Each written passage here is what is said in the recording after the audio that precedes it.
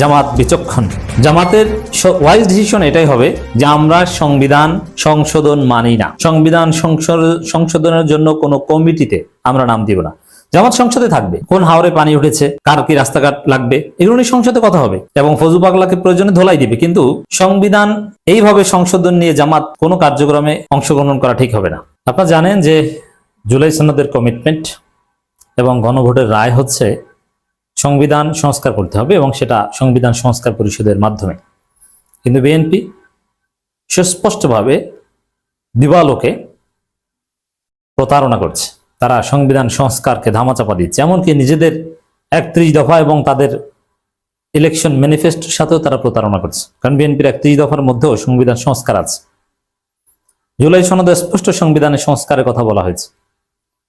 BNP সেই সংবিধান সংস্কারের দিকে না যেয়ে তারা এখন সংবিধান সংশোধন করতে চায়।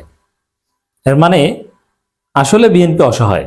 বিএনপির 31 দফায় সংবিধানের সংস্কার কথা বলা আছে, কিন্তু যেহেতু বিএনপি ক্ষমতা এসেছে ভারতের হাত ধরে, মার্কিন ডিপ স্টেট এবং ইন্ডিয়ান ডিপ স্টেট এবং বাংলাদেশ ডিপ স্টেট যৌথভাবে বিএনপিকে ক্ষমতা এনে দিয়েছে, এজন্য মার্কিন যুক্তরাষ্ট্র, ভারত এদের কথার বাইরে বিএনপি যেতে পারবে না।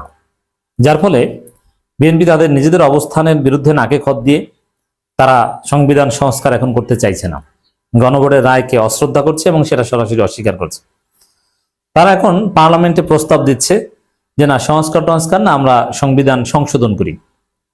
অথচ এভাবে সংবিধান সংশোধনের কোনো কথা ছিল না। স্পষ্টভাবে লেখা আছে, পুরো জাতি জানে যে 2টা নির্বাচন হয়েছে, একটা হচ্ছে গণভোটের, আরেকটা হচ্ছে জাতীয় সংসদ, এবং জাতীয় সংসদের সদস্যরা প্রথম 6 মাসের জন্য সংবিধান সংস্কার পরিষদের সদস্য হিসেবে কাজ করবেন এবং এজন্য তারা শপথ নেবেন এবং জামাত এমপিরা শপথ নিয়েছে।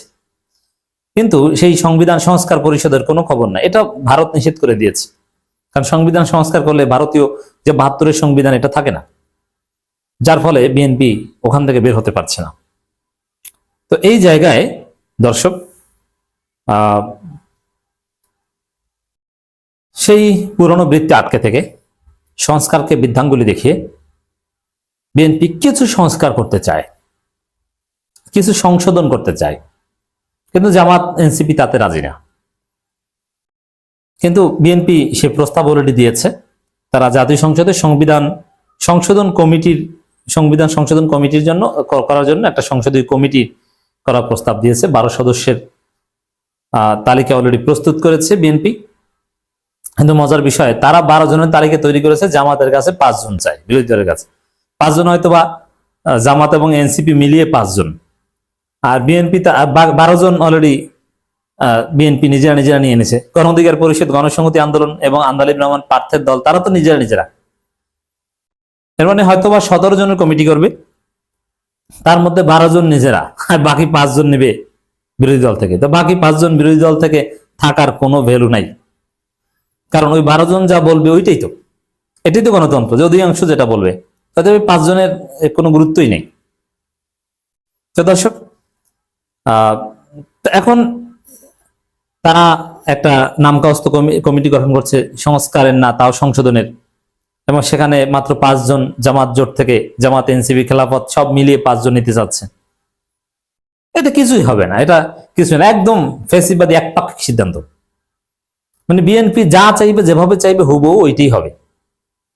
এখন জামাত সেই ফাঁদে সোফার পা দেয়নি। জামাত বলছে যে না, আমরা এখন নাম দিব না।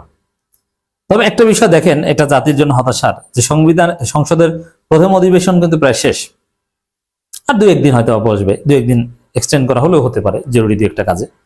এরপরে আসবে বাজেট অধিবেশন। মানে প্রথম অধিবেশনে কিছুই হলো না। প্রথম অধিবেশনে সংবিধান সংশোধন সংস্কার কিছুই হলো না, জুলাই সনদ বাস্তবায়ন কিছুই হলো না। অথচ it was very normal and expected that প্রথম কয়েকদিনের মধ্যেই জুলাই সনদ বা সংস্কার এগুলো সব বাস্তবায়ন হয়ে যাবে। আমরা সংস্কার ওটা কয়েকদিনের মধ্যে করব। আমাদের পরবর্তী গন্তব্য রাষ্ট্র পুনর্গঠন, অর্থনীতি এগিয়ে নিয়ে যাওয়া, বাংলাদেশটাকে গড়ে তোলা, বাংলাদেশের যত জাতীয় সংকট আছে, যা আছে সবকিছু উত্তরণ করা, এটাই আমাদের স্বাভাবিক কাজ হওয়ার কথা ছিল। কিন্তু না, সংসদের প্রথম অধিবেশন শেষ হলো, প্রায় কোনো সংস্কার সংবিধানের কোনো বিষয়ের উপর এখন পর্যন্ত হাত দেওয়া হলো না। আবার শেষের দিকে এসে হঠাৎ করে যে আমাদের কাছে 5 জনের তালিকা চাই। যদি একটা ভারসাম্যপূর্ণ তালিকা করা হতো সমান সমান, যে 16 জনের তালিকা, জামাত জোট 8, বিএনপি জোট 8, সেটা একটা যৌক্তিক কাজ হতো। আমাদের রাজনীতির যে পুরনো বন্দোবস্ত, পুরনো কাঠামো, যে ব্রড মেজরিটি যারা পাবে তারা অটো ফেসিস্ট, তার মানে তারা যা ইচ্ছা তা করতে পারবে, তাদের চেকস অ্যান্ড ব্যালেন্সের জন্য কোনো উচ্চকক্ষ থাকবে না, কিছুই না।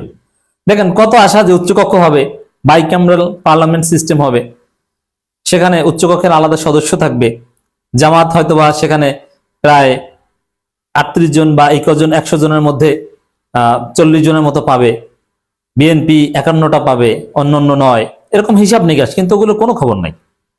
মানে বিএনপি প্রতারক, বিএনপি সংস্কার আটকে দিচ্ছে, তাদের কোনো সংস্কার ইচ্ছা মন মানসিকতা কিছুই নাই। আমরা এটাই দেখতে পাচ্ছি দর্শক।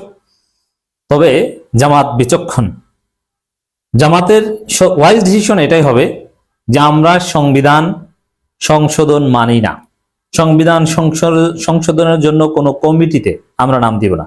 জামাত সংসদে থাকবে, কোন হাওরে পানি উঠেছে, কার কি রাস্তাঘাট লাগবে, এগুলো নিয়ে সংসদে কথা হবে, এবং ফজু পাগলাকে প্রয়োজনে ধোলাই দিবে। কিন্তু সংবিধান এইভাবে সংশোধন নিয়ে জামাত কোনো কার্যক্রমে অংশগ্রহণ করা ঠিক হবে না, কোনো বিশেষ কমিটিতে নাম দেওয়া ঠিক হবে না, এবং বিএনপি একপাক্ষিকভাবে যা ইচ্ছা তা করুক, এবং এই রিলেটেড যত সময় আলোচনা হবে বা অধিবেশন হবে জামাত সেটা ওয়ার্কআউট করবে।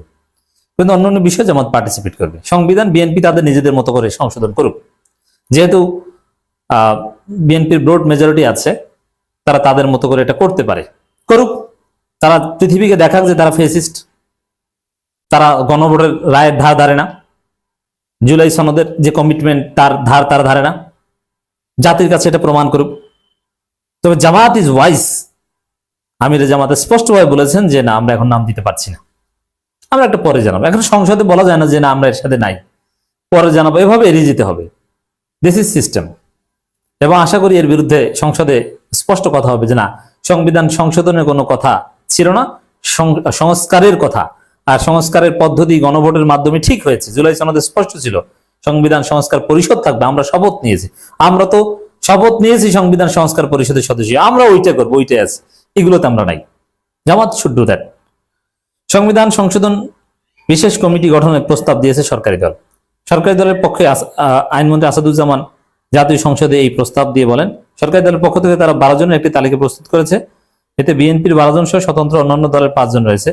তারা প্রত্যাশা করছে বিরোধী দল এই কমিটির জন্য 5 জন সদস্যের নাম প্রস্তাব করে। বিরোধী দল নাম প্রস্তাব করলে সংবিধান সংশোধন সম্পর্কিত বিশেষ কমিটি গঠনের মাধ্যমে জুলাই সনদ সামনে রেখে সংবিধান সংশোধনের পথে এগিয়ে যাবেন। জুলাই সনদে তো সংবিধান সংশোধনের কথাই নেই, আছে সংস্কারের। মানে উল্টা আম গাছে লেবু চাচ্ছে, উদ্ভট। জামাত সেই ফাঁদে পা দিল না।